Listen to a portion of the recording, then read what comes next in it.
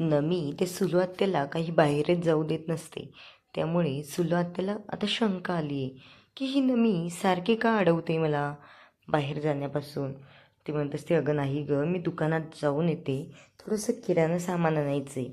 नमी म्हणत असते, अगं नको ना जाऊ, थोड्या वेळाने जा ना, आत्ताच काय तुझं. ती म्हणते, अगं तुझ्या पायाला लागलं आहे ना, बस ना मग थोडा वेळ. आता तर तिला पक्की शंका आली आहे, ही मला बाहेर का जाऊ देत नाही याची. आणि आता ती बळजबरीने बाहेरच येते आणि म्हणते, ए नमे, माझ्या दुश्मनाला साथ देते तू, आणि हे यांचं काम सुरू असल्यामुळे तू मला बाहेर जाऊ देत नव्हती. मला तरी लक्षातच आलं होतं की नमी मला कधीच असं करत नाही, आज काय एवढी सेवा करते. नमी म्हणत असे, अगं मम्मी, नको ना नको ना, करू दे ना गं त्यांना, त्यांचं घर खूप गळत आहे. आता सुलत त्या छत्री घेऊन आली आणि म्हणते, ए अण्णा, ए, आणि तुम्हाला माहीत नाही का रे, या घरावरचा माझा हक्क आहे आणि कोर्टाच्या नोटीसप्रमाणे तुम्ही त्याच्यावर काहीही बदल करू शकत नाही. तर ते म्हणत असतात, अहो आत्या, आम्ही बदल नाही करते, फक्त ताडपत्री टाकतोय. ते म्हणत असते, ते पण नाही, तुम्ही त्याच्यामध्ये काहीच बदल करू शकत नाही. तर आता सुलू आत्या इकडे यायला निघते रागात आणि छत्रीखाली फेकून देते.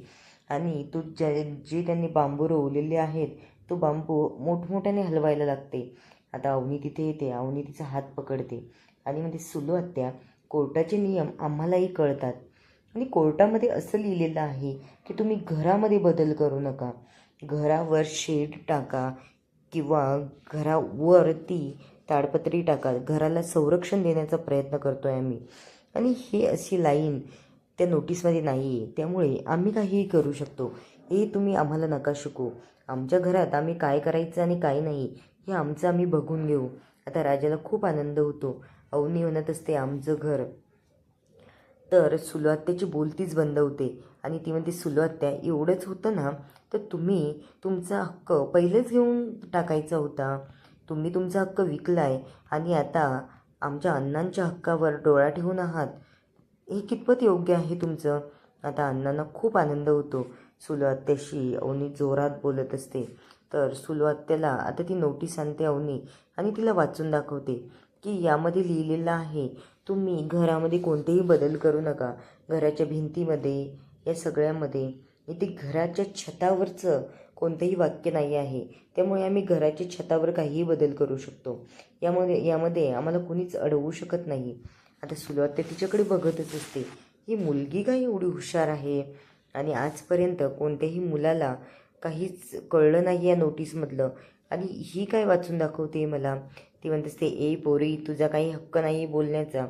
अवनी म्हणत असते, आत्या, माझा हक्क आहे, हे आमचं घर आहे आणि मी आमच्या घराच्या बाजूने काही संकट आलं तर यांच्या पाठीमागे ठामपणे उभे राहील. त्यामुळे तुम्ही नका सांगू मला, आणि यापुढे आमच्या घराच्या वर नजर ठेवून जर असाल तर लक्षात ठेवा.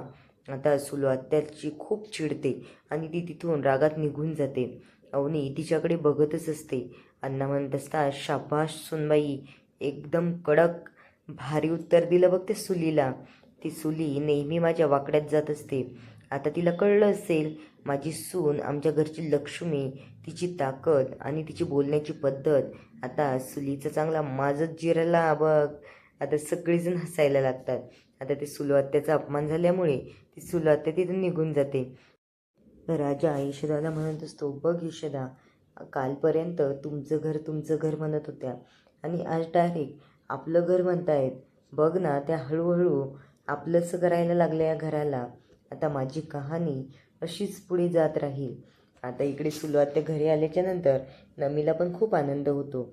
अवनी तो बांबू पकडून उभी असते. सुलू आत्या खूप रागाने बघत असते तिकडे.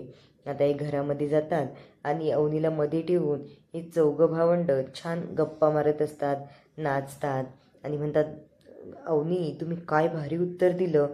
यशोदा तिला म्हणतो, आजपर्यंत आम्हाला हे सगळं करायला जमलं नाही. आम्ही आत्याच्या खूप धाकात होतो की आत्या येऊन काही करेल, पण तुम्ही जे बोललात ना, ते अगदी खूप बरं झालं आणि नोटीस वाचून दाखवली तुम्ही सुलू आत्याला. अण्णा म्हणत असतो, बघा बघा पोरांनो, मुलगी शिकली, प्रगती झाली, तुम्हा चौघांना आम्ही एवढं शिकवलं. अरे, त्या नोटीसमधली ते तुम्हाला कळलं नव्हतं का आजपर्यंत? राजा, यशोदा ते सगळेच म्हणत असतात. आता ते धन्या म्हणतो, वहिनी आम्ही लहानपणापासून पावसाळ्याच्या दिवसामध्ये पाण्यामध्ये राहायचो, पाण्यामध्ये सारखं भिजायचं आमचं घर, पण आम्ही काहीच करू शकलो नाही. आणि बघा ना, तुमच्या एका आयडियामुळे आपलं घरही वाचलं आणि सुलवातीची बोलतीही बंद झाली. म्हणजे आता ती जास्त वटवट करणार नाही. राजा म्हणत असतो, अवनी पण खरंच मानलं तुम्हाला. तो मॅडम मॅडम म्हणत असतो. आता अण्णा म्हणत असतात, बघा ना माझी सून खरंच हुशार आहे. आता पाण्या म्हणत असतो, अहो हुशार पण आम्ही पण होतो, आम्हाला पण शाळेत शिकवलं गेलं होतं, पण आमच्यावर संस्कार करणारा माणूस तो हुशार नव्हता, त्यामुळे आम्ही असं घडलो. आमच्यावर संस्कार करणारा माणूस सुशिक्षित आणि हुशार असताना तर आमचंही शिक्षण चांगलं झालं असतं, आम्हीही खूप हुशार असतो. आता अण्णा म्हणत असतात, हो जाऊ दे. आता त्यांचा चेहरा बघून इकडे अवनीसाठी राजा म्हणत असतो, खाली बसतो आणि सारखं तिला मॅडम मॅडम म्हणत असतो. धन्या म्हणत असतो, ए मॅडम काय म्हणतोय? आता पाण्या पण म्हणतोय. आता मॅडम म्हणल्यामुळे अवनी थोडी बाजूला निघून जाते. पाण्या म्हणतो, अरे वहिनीला कसं तरी वाटलं रे, हे मॅडम म्हणायची काय भानगड आहे तुमची? आता यशा म्हणत असतो, पाण्या तुला काय करायचं, म्हणू दे ना, रिस्पेक्ट देतोय तो. राजा म्हणत असतो, अरे आमचं नातं थोडं जगावेगळं आहे. आता अवनी शेजारी जाऊन उभं राहतो आणि म्हणत असतो, आमचं नातं थोडं जगावेगळं आहे, हेच मी तुला सांगतोय. आणि आमची फ्रेंडशिप ही सगळं जेव्हापासून झालं आहे ना, ते सगळं जगावेगळंच झालं आहे. त्यामुळेच मी थोडा त्यांना रिस्पेक्ट देतो.